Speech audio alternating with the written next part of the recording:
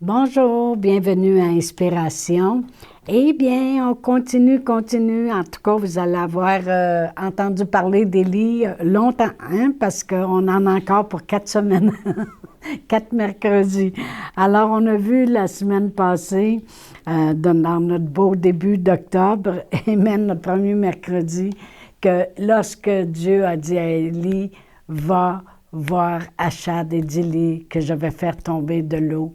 Eh bien, il a rencontré Abdias, puis on a vu un peu le côté de Abdias, qui était le chef de la maison de Achad, le roi, et comment Abdias était un homme qui craignait l'Éternel et qui a revendiqué ses droits.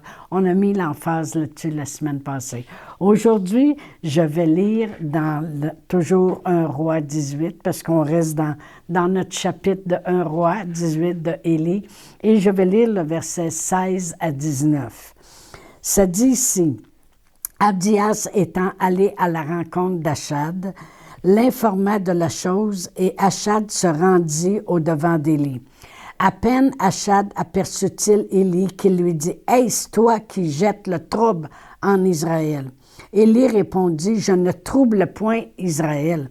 C'est toi, au contraire, et la maison de ton père, puisque vous avez abandonné les commandements de l'Éternel et que tu es allé après les Baals.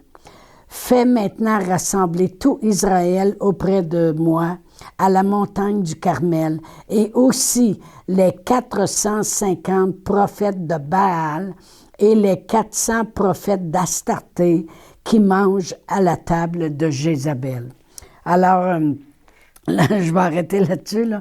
Mais vraiment, Élie, on va voir, qui est rempli de hardiesse, OK? Et puis, et d'assurance lorsqu'il se présente devant Achad. Et puis, il lui dit, il y a 850 faux prophètes qui mangent à la table de la femme du roi. Imaginez-vous, elle a des foules entières. Du monde qui parle de n'importe quoi, de l'astrologie, des astres, des déesses, des morts qui parlent, de toutes sortes de cochonneries contraires complètement à la parole de Dieu. C'est des prophètes de Baal, des prophètes d'Astarté, puis toutes ces choses-là. Amen. Et tout Israël a abandonné les commandements de Dieu, les voies de l'Éternel à cause de ça. Comme on a lu et on a vu dans notre première capsule d'octobre qu'elle faisait même tuer les prophètes de l'Éternel pour être sûr qu'eux autres n'ont pas le droit de parole.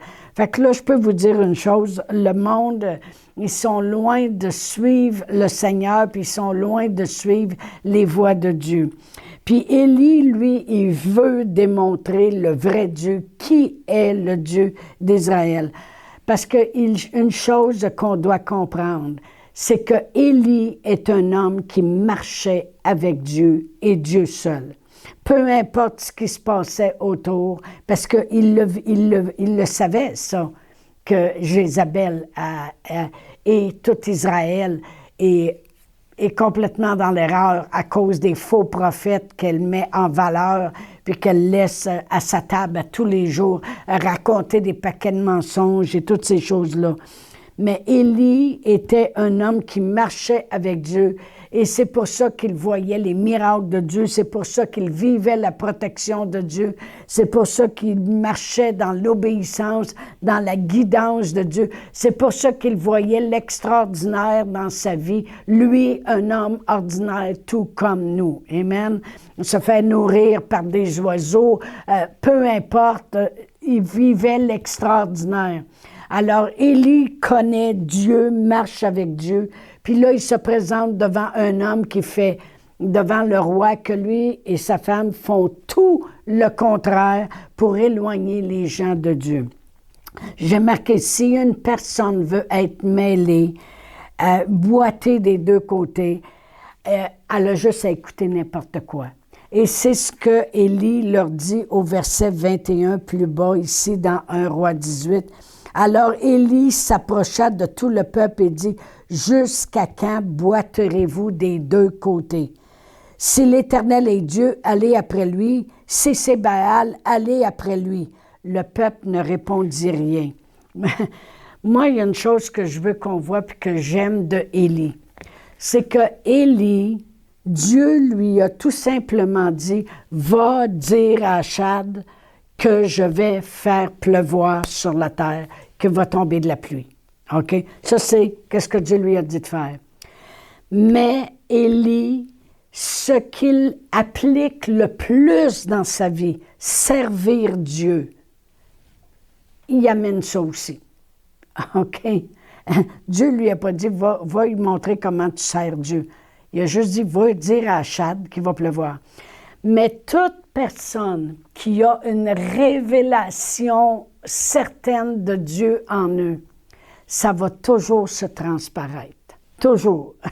Moi, si les gens me connaissent, ils vont savoir que le parler en langue, c'est priorité 1. Pourquoi? Parce que c'est mon témoignage. C'est ce que Dieu m'a montré. Bien, lui, c'est la même chose. Il marche avec Dieu, alors c'est ce qu'il veut montrer au peuple. Ou bien vous allez à Dieu, ou bien vous allez à Baal, mais vous ne boiterez pas des deux côtés, c'est pas vrai avec moi. OK? Et je connais un homme de la parole qui a fait la même chose que Élie, c'est Ananias. Et si je tourne à Acte 9, lorsque l'apôtre Paul s'en allait pour emprisonner encore une fois des chrétiens, Dieu a parlé à Ananias, puis Dieu il a dit à Ananias, il a dit, tu vas aller dans la rue, telle place, un homme qui est là, et puis tu vas lui imposer les mains pour qu'il recouvre la vue. OK? Parce que je l'ai saisi en m'en venant, je l'ai ébloui, puis il jeûne depuis un temps, va puis impose-lui les mains pour qu'il recouvre la vue. Mais voici ce qu'Ananias a fait. Si je commence à lire au verset 10, ça dit... Je vais lire du verset 10 à 16. « Or, il y avait à Damas un disciple nommé Ananias. Le Seigneur lui dit dans une vision, « Ananias. » Il répondit, « Me voici, Seigneur. » Et le Seigneur lui dit, « Lève-toi, va dans la rue qu'on appelle la droite et cherche dans la maison de Judas un nommé Saul de Tarse, car il prie et il a vu en vision un homme du nom d'Ananias qui entrait et qui lui imposait les mains pour qu'il recouvre la vue. » Ananias répondit, « Seigneur, j'ai appris de plusieurs personnes tous les maux de cet homme a fait à tes saints à Jérusalem, et il a ici des pouvoirs des principaux sacrificateurs pour lier tous ceux qui invoquent ton nom. » Alors Ananias s'est dit à Dieu, « Hey, c'est pas n'importe qui, là. » Mais le Seigneur lui dit, « Va, car cet homme est un instrument que j'ai choisi pour porter mon nom devant les nations, devant les rois et devant les fils d'Israël. Et je lui montrerai tout ce qu'il doit souffrir pour mon nom. » Ananias sortit et lorsqu'il arriva dans la maison, il imposa les mains à Saul en disant, « Saul, mon frère, le Seigneur Jésus qui t'est apparu sur le chemin par lequel tu venais m'a envoyé pour que tu recouvres la vue et que tu sois rempli du Saint-Esprit. » C'est drôle, il n'y a aucune place où on peut lire que Dieu lui a dit, « Prie aussi pour qu'il soit rempli du Saint-Esprit. » Mais voyez-vous, Ananias il savait que cet homme-là est tellement méchant qu'il va avoir besoin d'être rempli du Saint-Esprit puis de fonctionner avec le parler en langue pour venir à bout de faire tout ce que tu lui demandes. Tu dis qu'il va avoir à se présenter devant les rois. Voyez-vous, Ananias veut lui transmettre quelque chose qui est vivant à l'intérieur de lui. Pourtant, Dieu lui a dit seulement, va, impose-lui les mains pour qu'il recouvre la vue. Mais voyez-vous, souvent, quand on a quelque chose de vivant, ça transparaît au travers les choses que Dieu nous demande de faire. C'est exactement ce qui arrive avec Élie. Dieu lui a dit, va dire à Achab que je vais faire tomber de la pluie. Mais Élie, qui est un homme qui marche avec Dieu, qui voit Dieu à l'œuvre, qui obéit à Dieu, qui obéit à sa guidance, qui prie les choses que Dieu lui dit de faire, qui fonctionne avec Dieu. Lui, il a dit à un instant aussi, vous allez vous réveiller. Vous boiterez plus des deux côtés. J'aime comment est Élie. C'est un homme qui veut réveiller le monde. Amen. Et vraiment, ce qu'il leur demande, c'est, on ne lira pas tout le texte, mais il leur demande, il dit, on va bâtir des autels. Il parle au Baal et puis aux prophètes de Baal, puis il leur dit, vous allez bâtir un autel, puis je vais en bâtir une. Puis vous allez mettre votre offrande dessus, puis je vais mettre moi aussi. Et puis on va invoquer, vous allez invoquer votre Dieu, vos dieux de Baal, puis moi je vais invoquer mon Dieu. Puis on va voir qui va répondre par le feu. Amen. Alors il les met vraiment au défi. Et je vais lire maintenant, et on sait très bien, avant de lire, je veux qu'on voit que ils ont eu beau invoquer, ils se sont fait des incisions, ils ont crié jusqu'à midi, il n'y a jamais eu aucune réponse. Mais Élie, lui, a dit, remplissez 4 cruches d'eau, videz-les sur l'autel. Après ça, une deuxième fois, il dit, faites-le encore. Une troisième fois, il dit, remplissez les cruches, puis videz ça. Puis il avait fait une tranchée autour de l'autel. Il y avait tellement d'eau qu'il y avait de l'eau partout. Il voulait leur montrer, il n'y a pas une petite flemèche ici par le soleil qui peut allumer le feu que vous pensez que ce n'est pas mon Dieu. Je vais vous montrer, moi, qui est Dieu. Alors, il a fait 3 fois vider de l'eau sur l'autel et après ça, il a prié. C'est là qu'on va lire à partir du verset... OK. Du verset 30. Ça dit, et Élie dit à tout le peuple, approchez-vous de moi, et tout le peuple s'approcha de lui, et Élie rétablit l'autel de l'Éternel qui avait été renversé. Alors il a pris la même autel que le monde avait défait. Le monde avait défait les autels, l'autel de l'Éternel. Il tuait les prophètes de l'Éternel. C'était vraiment, on veut éliminer Dieu.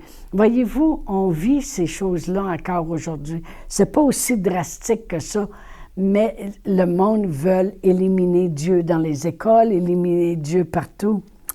Il prit 12 pierres d'après les nombres des tribus des fils de Jacob, auxquels l'Éternel avait dit, « Israël sera ton nom. » Et il bâtit avec ces pierres un autel au nom de l'Éternel. Il fit autour de l'autel un fossé de la capacité de 2 mesures de semences. Il arrangea le bois, coupa le taureau par morceaux, et le plaça sur le bois. Puis il dit, remplissez d'eau 4 cruches et versez-les sur l'holocauste et sur le bois. Et il dit, faites-le une seconde fois. Et ils le firent une seconde fois. Et il dit, faites-le une 3e fois. Ils le firent une 3e fois. L'eau coula autour de l'autel et il remplit aussi l'eau dans le fossé. Au moment de la présentation de l'offrande, Élie le prophète s'avança et dit, « Éternel Dieu d'Abraham, d'Isaac et d'Israël, que l'on sache aujourd'hui que tu es le Dieu en Israël, que je suis ton serviteur et que j'ai fait toutes ces choses par ta parole. Réponds-moi, Éternel, réponds-moi, afin que ce peuple reconnaisse que c'est toi, Éternel, qui es Dieu et que c'est toi qui ramène leur cœur. » Amen. Alors vraiment, le temps de la famine dure depuis 3 ans et 6 mois. Le peuple, il ne sait plus quoi penser. Moi, je veux qu'on voit, le peuple est mêlé. Le peuple est complètement mêlé. Il boite des 2 côtés. Boiter des 2 côtés, ça veut dire un coup, tu parles d'une façon, puis un coup, tu parles d'une autre façon. Puis là, tu penses que c'est ça, puis tu ne sais plus sur quel bord aller. Amen. C'est pour ça qu'il l'avait dit, « Jusqu'à quand boiterez-vous des 2 côtés? Si c'est Dieu, allez après Dieu. Si c'est Baal, allez après Baal. » OK? Et là, ça dit que le peuple ne répondit rien. Lorsqu'il avait dit ça au verset 21, le peuple ne répondit rien. Quand tu es mêlé, là, tu ne sais plus quoi dire. OK? C'est étonnant que le peuple ne sache plus quoi dire. Amen. Ils sont tellement mêlés. Ça, c'est pareil comme des fois, les gens écoutent n'importe quoi. Si tu veux être mêlé, écoute n'importe quoi. Fait que là, tu vas dire aux gens, tu sais, Dieu veut qu'on soit prospère. Oui, j'ai entendu, mais une fois, j'ai entendu quelqu'un qui a dit que l'amour de l'argent, tu sais, c'est la racine de tous les maux et puis qu'il faut faire attention. Si tu veux être mêlé puis boiter d'un côté et de l'autre et jamais être certain puis avoir plus rien à dire, écoute n'importe quoi. Amen. Et c'est ce qui arrive avec ces gens-là. Pourtant, dans Jean 8, 32, Jésus a dit, « Vous connaîtrez la vérité, puis la vérité vous rendra libre. Autrement dit, vous affranchira, vous rendra libre. Alors, si tu veux savoir, si tu veux être vraiment libre dans tes pensées, libre dans tes paroles, savoir ce que tu dis, eh bien, connais la vérité. Mais là, présentement, ce peuple-là est tout mêlé, tout mêlé. Il boite des deux côtés, puis quand Élie leur a dit, écoutez, si c'est Dieu que vous croyez, bien, allez vers Dieu. Si c'est Baal, allez vers Baal. Puis le peuple sont là muets parce qu'ils ne savent plus quoi dire. Si tu veux être mêlé, écoute n'importe quoi. C'est ce qui est arrivé avec eux.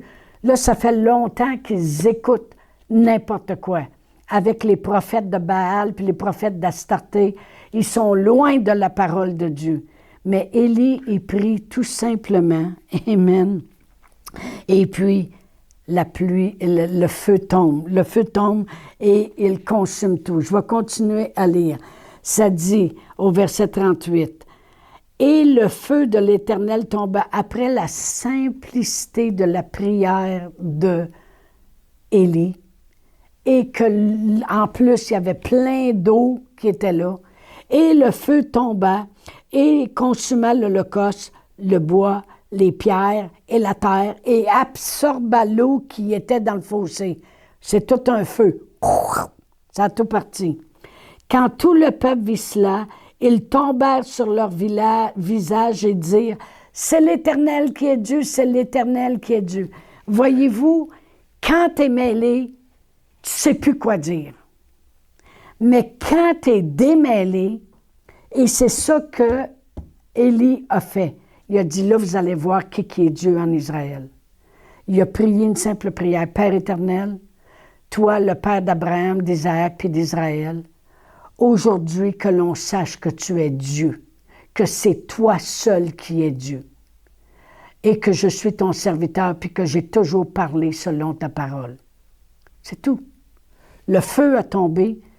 Quand le peuple a vu que ce Dieu-là était celui qui répond, là, ils ont dit, c'est l'Éternel qui est... C'est drôle, là, ils savent quoi dire. Ils le savent, là. C'est l'Éternel qui est Dieu, c'est l'Éternel qui est Dieu. Amen. Là, maintenant, le peuple est capable de parler. Je vais vous dire une chose.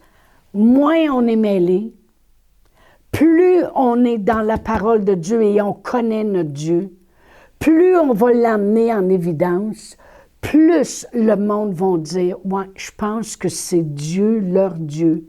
Je pense que ce monde-là ont raison de nous parler de leur Dieu. Ouais, je pense que c'est vrai ce qu'ils disent. Ouais, je pense que Dieu, il existe vraiment. Ouais, je pense que je vais écouter ce qu'ils ont à dire. » Ça va amener le monde à parler. Amen. Gloire à Dieu. Je voulais qu'on voit aujourd'hui que quand on a quelque chose de vivant en nous, bien, obéissons à l'Éternel, puis laissons-le transparaître. C'est ce que lui a fait. Lui, ce qu'il avait vivant, Élie, c'est que Dieu, je marche avec lui, Dieu y est vrai, puis je marche avec Dieu, j'obéis à Dieu, puis c'est Dieu seul. Puis c'est ça qu'il a voulu faire transparaître à tout ce peuple-là. Alors, on va continuer la semaine prochaine avec Élie, un homme ordinaire, tout comme nous. À mercredi. Chantal Paulus est avec vous tous les jours du lundi au vendredi sur Facebook et YouTube. Vous pouvez écrire à Chantal en privé sur Messenger. Si vous avez manqué une capsule, retrouvez-la sur la section vidéo de Facebook ou sur YouTube si vous désirez faire un don par Interac. Voici l'adresse courriel capsule.inspiration au pluriel @gmail.com. Le mot de passe est inspiration au pluriel. Vous pouvez aussi faire un don par www.eslr.org/dons.